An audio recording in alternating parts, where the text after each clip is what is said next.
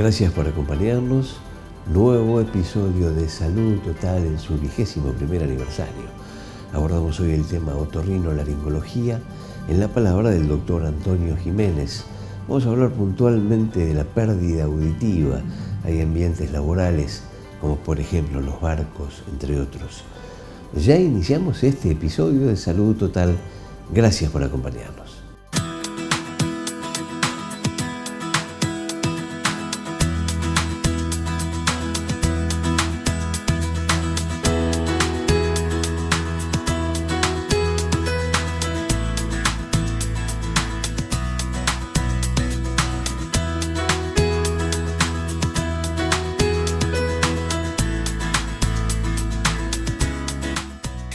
Doctor Luis Boer es integrante del equipo del Instituto de Pulmón Fundación Enfisema. Hemos tenido información que hemos brindado en los últimos 2 meses vinculadas a un gran estudio de anticuerpos monoclonales que finalizó de manera muy exitosa. Vamos a conversar con él acerca de un nuevo estudio que se inicia precisamente en el mes de la fibrosis pulmonar en la Fundación Enfisema. Gracias, doctor Boer, por acompañarnos. Un gusto, muchas gracias, saludos. Fue muy comentado el estudio de anticuerpos monoclonales, que tuvimos afortunadamente la suerte de poder informar en primera instancia gracias a sus palabras. Me gustaría que nos redondee cómo concluyó esa situación. Bueno, el estudio terminó porque se enrolaron los pacientes que se necesitaban, que eran 850 pacientes. La mayoría de los pacientes se enroló en Estados Unidos, pero también en Brasil, en Argentina, en México, en Tailandia, en Sudáfrica y algún lugar que no recuerdo, lo cual permitió el análisis de los anticuerpos monoclonales en comparación con placebo y también de distintas cepas, porque en distintos lugares del mundo hay distintas cepas del virus. Los primeros resultados, que ya son públicos, los puedo decir, informaron que hubo un 78% menos de hospitalizaciones y muertes en el grupo de los pacientes que recibieron la medicación. Casi un Esto 80%. fue muy contundente, fue muy positivo, y esto era un estudio de fase 3. El perfil de eventos adversos, o sea, de reacciones adversas, fue muy bueno, no fue superior al de los pacientes que estaban en el grupo control. O sea que desde el punto de vista de la efectividad, para evitar agravamiento, hospitalización, y desde el punto de vista de la seguridad, la medicación, digamos, en investigación fue bueno, y Entonces, tenemos noticias de que ya se están haciendo los pedidos a algunos sistemas de salud, agencias de salud de distintos países que, para que se autorice la comercialización. O sea que bien, bien. tenemos un medicamento más para pacientes con COVID ambulatorios, y tenemos el orgullo que 32 pacientes de Mar del Plata participaron. De los 850 pacientes del mundo, 32 fueron de Mar del Plata. Bien. O sea que estamos orgullosos de haber participado y muy agradecidos a los pacientes que confiaron en nosotros. Sin duda. Habrá novedades en próximos días vinculadas a esta medicación, ¿no es cierto?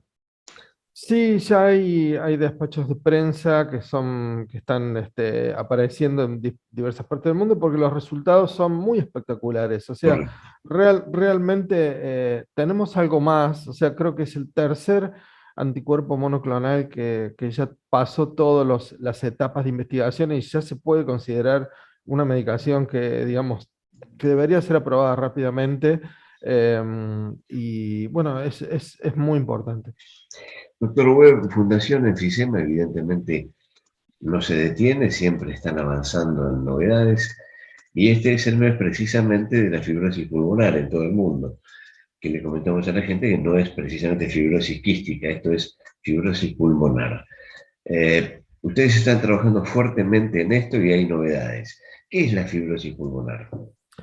La fibrosis pulmonar es cicatrización anormal y patológica de los pulmones. El pulmón, que normalmente tiene un tejido flexible y elástico, se transforma en un tejido duro, en el cual el paciente lo que siente es falta de aire porque los pulmones son rígidos, cicatrizales, entonces el esfuerzo respiratorio, que para todas las personas que no tienen problemas pulmonares es imperceptible, en las personas con fibrosis pulmonar empieza a ser más que perceptible. El pulmón normalmente tiene la flexibilidad por ejemplo, de una esponja, y en el caso de los pacientes con fibrosis pulmonar esto se pierde. El síntoma más común es la falta de aire, que va aumentando a medida que van pasando los estadios, y también en más de un 80% de las personas tienen tos persistente que muchas veces es difícil de tratar. Y la enfermedad progresa y generalmente los pacientes tienen cada vez más falta de aire. Escuché por allí, por supuesto, estamos hablando de información de su fundación, de que esto puede tener relación con, esto puede ser multicausal, por ejemplo, condiciones climáticas, pero también genéticas. ¿Esto es así? Hay cuadros familiares de fibrosis pulmonar, hay predisposición genética, los hombres están más predispuestos que las mujeres, los fumadores están más predispuestos que los no fumadores. Em, es, es una enfermedad rara, pero no tan rara. Se calcula que hay 10.000, 8.000, 10.000 pacientes en Argentina. No hay estudios, digamos, epidemiológicos en Argentina. Sí los hay en Estados Unidos, donde se sabe que eh, afecta a una persona cada 5.000. Bien, Pero si consideramos las personas mayores de 65 años, una de cada 200 tiene fibrosis pulmonar, porque las edades la enfermedad es común o es más común entre los 60 y los 80 años, o sea que si se consideran las personas de más de 65 años, una de cada 200 personas en Estados Unidos tiene fibrosis pulmonar idiopática. Hay distintos tipos de fibrosis pulmonar, hay enfermedades ocupacionales, trabajadores de las canteras, gente expuesta a polución, ambientes, digamos, con tóxicos. Hay medicamentos que producen fibrosis pulmonar, hay enfermedades autoinmunes que producen fibrosis pulmonar.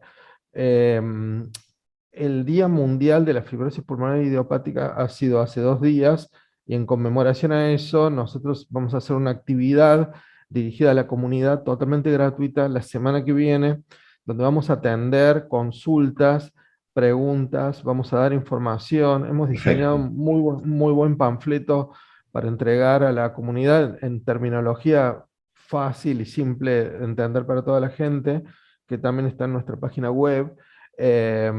Vamos a contestar todas las preguntas que podamos contestar, y también en los casos en que se necesite realizar algún estudio de función pulmonar, que suelen necesitarse en estos pacientes y suelen ser caros, y muchos pacientes no tienen una buena cobertura médica, Correcto. si ese fuera el caso, los vamos a hacer de forma gratuita. Correcto. Reiteramos Fundación Enfisema, Instituto de Pulmo. ¿Cómo se desarrolla la enfermedad? ¿Quiénes están en riesgo en líneas generales, doctor? Bueno, hay factores genéticos, y el tabaquismo es un factor de riesgo. Hay una asociación también con el reflujo gastroesofágico, aunque esto no está bien comprendido. No se puede decir que el reflujo gastroesofágico sea causa de fibrosis pulmonar idiopática. Simplemente son dos fenómenos que suelen coincidir más a menudo que lo que se pueda decir, digamos, por casualidad, ¿no? O sea, Claro, coinciden bastante. Hay pocos claro. medicamentos, hay solo 2 medicamentos aprobados que enlentecen un poco la progresión de la enfermedad. Por eso estamos muy entusiasmados con este estudio clínico de fase 3 que se está realizando hace muchos meses en todo el mundo, empezó el año Este estudio pasado. llama, este estudio llama Cephirus. El estudio Zephyrus explora en última fase de investigación de una medicación, digamos, una candidata a medicación que se llama Pamrevlumab. Los nombres hoy en día son así. Sí, son complicados. Y nosotros ya tenemos 12 pacientes enrolados en este estudio. El estudio se está haciendo en todo el mundo. Comenzó antes de la pandemia, se interrumpió por motivos obvios. Los comités de éticas de todos los países del mundo sugerían interrumpir el estudio para que pacientes, que son pacientes graves en general, y durante la cuarentena del año pasado y durante la pandemia, el mejor digamos, consejo que uno le podía dar a la gente que se quede en su casa. Pero bueno, ahora estamos con este estudio que es una droga que en los estadios previos de investigación ha sido muy prometedora, los resultados han sido muy alentadores, nosotros también lo vemos, más que nada en cuanto a seguridad. Y bueno, y estamos esperanzados de colaborar de nuevo, como en el estudio anterior, a que haya un nuevo medicamento. ¿Qué ocurre si el paciente no toma esas medicaciones, doctor? Si el paciente no toma las medicaciones que están aprobadas, la enfermedad puede progresar más rápidamente. Muchas veces los pacientes no toman la medicación que, repito, que está aprobado por ANMAT, son dos medicamentos, porque tiene efectos secundarios, suele tener efectos secundarios esta medicación. ¿Qué tipo de O efectos? ¿Qué tipo de efectos? Pirfenidona, que es la droga que más se usa, suele tener pérdida de peso. Ok. Los pacientes pueden tener dificultades para exponerse al sol, pueden tener manchas en la piel, se llama fotosensibilidad, o sea, es este eritema en la exposición al sol, vómitos, cuadros gastrointestinales. Como Esto efectos no siempre secundarios. ocurre. Sí, estos son efectos secundarios, obviamente no siempre ocurren, mucha gente lo tolera perfectamente bien y son buenos medicamentos que enlentecen la enfermedad. Pero bueno, para los pacientes que no tienen acceso a esos medicamentos o que no los han tolerado o que no les han servido, nosotros estamos ofreciendo una oportunidad que es gratuito, que es enrolarse en este estudio clínico. Esto se llama Pamrevlumab. Sí, Esta droga, evidentemente, esto forma parte del estudio Cephilus. Estamos invitando a la población marplatense a adherirse a este sistema porque esto es abierto y gratuito. Esto es así, ¿no es cierto, doctor?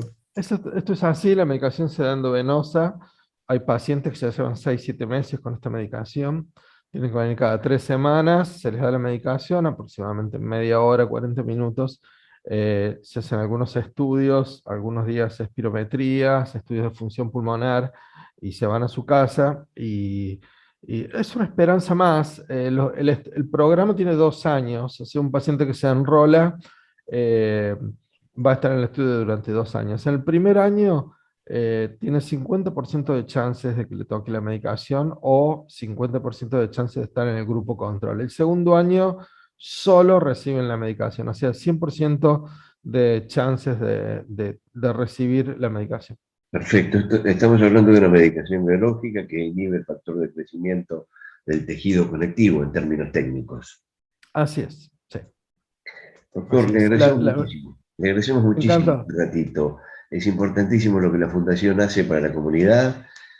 Habrá novedades en este tema y en los otros temas, también vinculados a anticuerpos monoclonales, y nos gustaría volver a conectar con usted para avanzar sobre este y otros temas. Sí, en pocos días empezamos una, un programa de investigación fase 3 que se está realizando en todo el mundo con un antiviral que en el estudio previo de fase 2 ha demostrado efectividad y seguridad. Y estamos muy, muy felices de traer este programa a Mar del Plata porque es una nueva oportunidad para pacientes infectados agudos con COVID. Le recordamos a la gente que ante digamos, la exacerbación del problema de la fibrosis pulmonar, se requieren estadios más complejos como necesidad de oxígeno y en algunos casos trasplante. Es absolutamente necesario evitar esto. Sí, exactamente. O sea, la enfermedad es progresiva. Nosotros, yo hace muchos años soy neumonólogo y durante muchos años no teníamos nada que ofrecer salvo oxígeno y contención. Desde hace algunos años, como dije, hay dos medicamentos aprobados y disponibles. Si bien no son drásticamente efectivos en hacer retroceder la fibrosis, sí colaboran en que la progresión sea más lenta Bien. y estamos, digamos, es un gran avance tener estos dos medicamentos y ahora, como digo, hay una droga en investigación que también es prometedora. Por último, doctor Webb, y agradeciéndolo mucho este ratito, cuando ustedes técnicamente hablan de agudizaciones, estamos hablando de, por ejemplo, la utilización de corticoides que Claro, generalmente operan, sí. digamos, en cierta frecuencia. Exactamente, una persona que tiene fibrosis pulmonar, aparte de tener un deterioro lento y constante que se ve en forma anual, o sea, generalmente los pacientes de un año a otro están peor. Los pacientes también pueden tener agudizaciones, que estos se pueden vincular con una exposición ocupacional, con polución, con frío, con algún virus, con algún resfrío. Los pacientes con COVID, por ejemplo, han tenido, y si también tienen fibrosis pulmonar, entonces ahí se dice que la fibrosis se agudiza, o sea, que produce más síntomas, más tos, más catarro, más falta de aire, y en esos casos muchas veces los pacientes necesitan diversos medicamentos corticoides, por ejemplo, por cortos periodos de plazo, porque no son medicamentos que son útiles y hasta pueden ser dañinos en el largo plazo, pero en cortos periodos de plazo, cuando se produce esta agudización de una enfermedad crónica, se deben usar estos medicamentos para que el paciente vuelva a lo habitual. Reiteramos, doctor Luis Webb, integrante de Instituto de Pulmo, Fundación Enfisema. Están realizando el estudio Zephyrus, es abierto y gratuito a la comunidad y realmente es un gran avance para la ciudad de Mar del Plata. Doctor Webb, a su disposición y estamos atentos a los avances. Muchísimas gracias a usted por siempre estar atendiéndonos. Ha sido muy atento, un saludo grande. Gracias, saludos, muchas gracias. Vivir con fibrosis pulmonar. Fibrosis significa literalmente cicatrización en los pulmones. Hay miles de casos en Argentina. La enfermedad se diagnostica generalmente entre los 50 y los 80 años. El síntoma más frecuente es la falta de aire. Algunos tienen tos difícil de tratar. Con el tiempo, algunos pacientes pueden necesitar oxígeno suplementario para elevar los valores bajos de oxígeno en la sangre, aliviar la falta de aire o mejorar la capacidad de ejercicio. La Fundación Enfisema recibirá consultas, asesorará pacientes, entregará información y, si fuera necesario, realizará estudios en forma gratuita. También se informará a pacientes y familiares sobre nuevas oportunidades de tratamientos y sobre el estudio de investigación Zephyrus, que se está realizando en la Fundación y en otros países del mundo. Para mayor información, comunicarse al teléfono 223-410-8383 o en www.fundacionenfisema.org. En 1971, un equipo de profesionales de la salud hizo realidad el sueño de crear una institución médica de excelencia y de vanguardia, donde cada paciente fuera lo más importante. Hoy, 50 años después, hemos crecido en equipo humano, infraestructura, equipamiento y servicios, siempre centrados en brindar la mejor atención a la comunidad. Porque hoy como ayer y como mañana, todo, absolutamente todo lo que hacemos, lo hacemos para cuidarte. HPC, desde hace 50 años, hecho para cuidarte.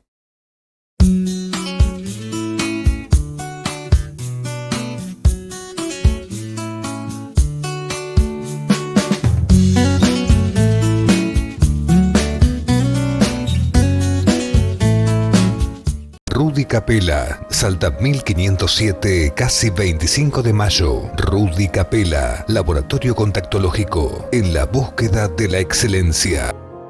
Centro de Imágenes Médicas de Clínica 25 de Mayo presenta su nuevo tomógrafo Multislice Philips. Reduce la radiación hasta en un 80%. Estudios en tiempo real. Gran velocidad en la adquisición de imágenes. SIM, un gran avance tecnológico a su servicio.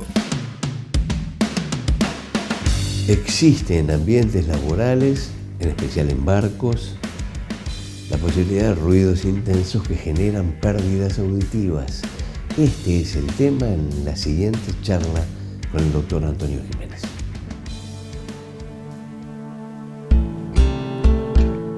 Bueno, con respecto a pérdidas auditivas hay muchas formas. A ver, la más importante que creo que la gente tiene que conocer es que la exposición a ruidos de alta intensidad durante un tiempo prolongado lesiona los oídos. Bien. A ver, hay personas que trabajan en ambiente ruidoso. En Mar del Plata, típicamente la gente que trabaja embarcada. trabajan en un barco, el barco es una lata con un motor adentro. Eso es un ruido terrible que la persona está expuesta todo el día a ese ruido. Eso lesiona los oídos, pero también lesiona los oídos estar expuesto mucho tiempo a ruido muy fuerte. Esa es una causa de pérdida auditiva que puede ser evitada. Lo más importante es que la gente sepa que se tiene que proteger del ruido muy intenso durante un tiempo muy prolongado. A ver, creo que cualquiera de los chicos que van a bailar... Recitales. Por ejemplo, recitales. Claro, a ver, exacto, los recitales. O ir a bailar, cuando se podía ir a bailar, el ruido excesivo. Cuando uno salía del ruido excesivo, salía de ese lugar, le zumbaban los oídos.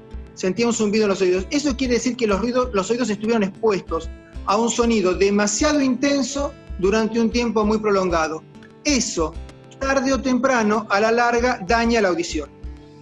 Después, bueno, hay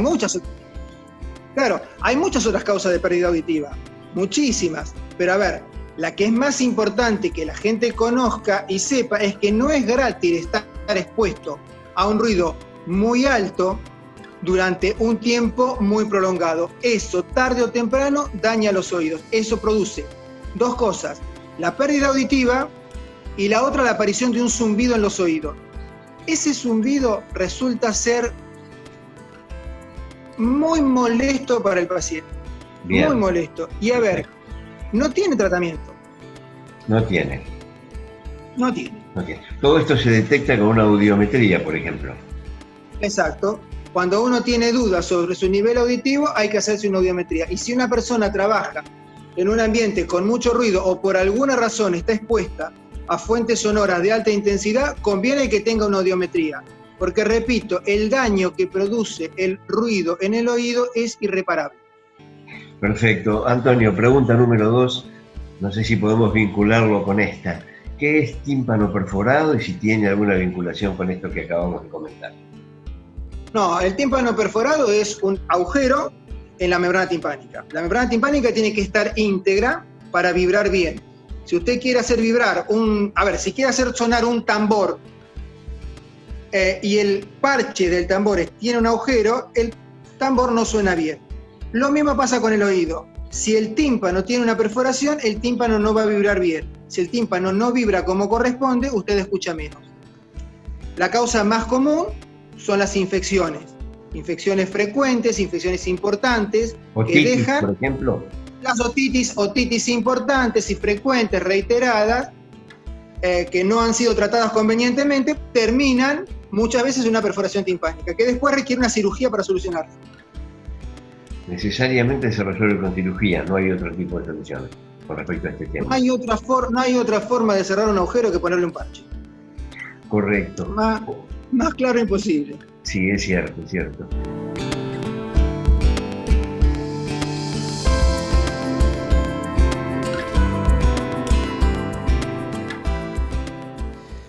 De los ruidos intensos pasamos a los bellos sonidos de un pianista.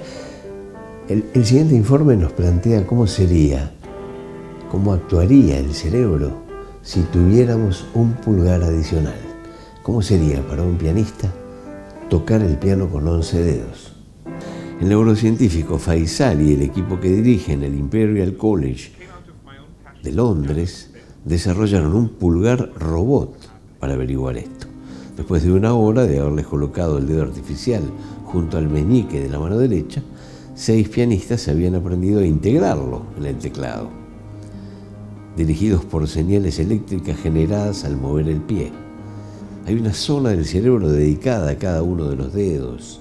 Así que ahora viene la pregunta: si te doy un 11º dedo, ¿lo procesás de la misma manera que procesás un miembro normal? El hecho de que se pueda tocar con 11 dedos no es del todo trivial y tiene que ver con la forma en que el cerebro está conectado. En Budapest, un director de orquesta recibe una nueva dosis de la vacuna en pleno concierto. Ivan Fischer se quitó la chaqueta para revelar una camisa de vestir blanca con un agujero en la manga. Claro, mientras mantenía su batuta en movimiento y la orquesta seguía tocando, un médico le administró la inyección, su tercera dosis, entre los aplausos de la multitud. El evento, cuidadosamente coreografiado, fue claramente un intento de crear una mayor conciencia sobre la necesidad de la vacunación.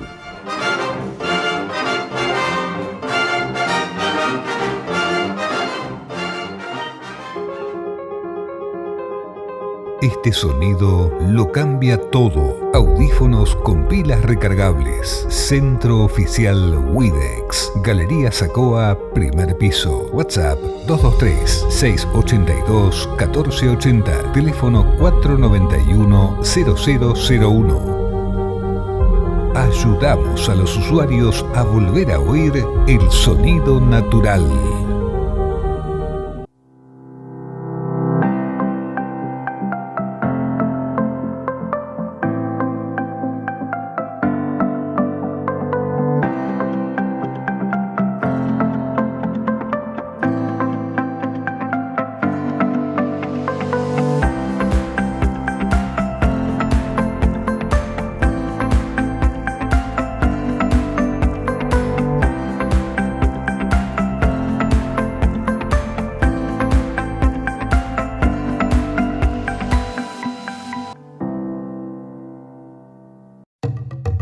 Un psicólogo escucha diferente, abre camino a las emociones en su conexión con los decires del sujeto. Licenciado Germán Rothstein, atención psicológica presencial y online. 155 21 13 97.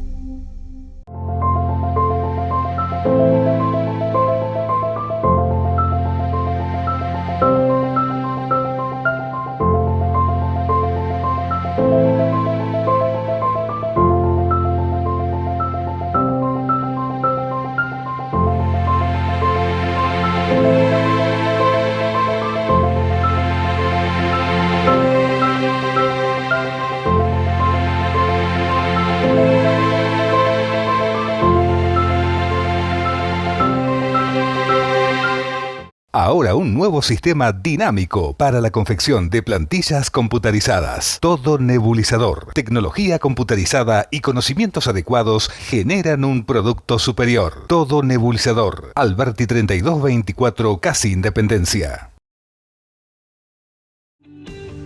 Nos estamos despidiendo de este capítulo de Salud Total. Los esperamos en 7 días, pero además les dejamos nuestra línea directa de comunicación. 223-5-963-107. Abrazo a todos.